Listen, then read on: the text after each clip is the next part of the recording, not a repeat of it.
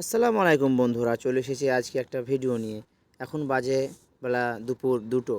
দেখুন ভাইয়ারা, আমাদের এই যে কাজ দেখতে পাচ্ছেন, এতটা যে রোদ, এই রোদরে কাজ করা যাচ্ছে না, এতটা গরম আর এতটাই শরীর খারাপ করছে গরমে, কি বলবো বন্ধুরা।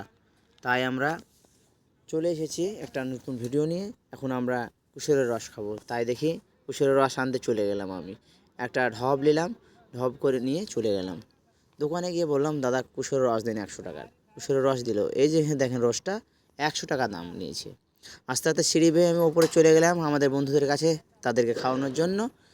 এবার আমি উঠে গেলাম সিঁড়িতে, তারপর আমাদের বন্ধুদেরকে ডাকলাম, ডাকে সবাই এক জায়গাতে বসলাম। বসানোর পরে দেখুন কিভাবে আমরা খেজুরের রসটা, কুশলের রসটা কিভাবে খাই দেখুন।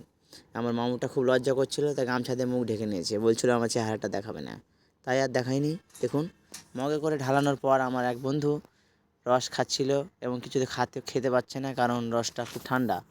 তারপরে আস্তে আস্তে সে খেয়ে নিয়েছে, সে একটু তাড়াতাড়ি খেয়ে নিয়েছে। তারপর দেখুন ওটাও আমার একটা সম্পর্কে মামু হয়, তাকে দিলাম। সে তো একদম খেতে চাইছে না, বলছে ভিডিও করছো, আমার মুখ দেখাবে না। তারপরে দেখুন ওই হাসতে হাসতে রসটা খাচ্ছে কীভাবে। হ্যাঁ, দেখুন দেখুন, রসটা তো খেতে পাচ্ছে না, ও তো ওর মুখ দিয়ে যাচ্ছে না রসটা।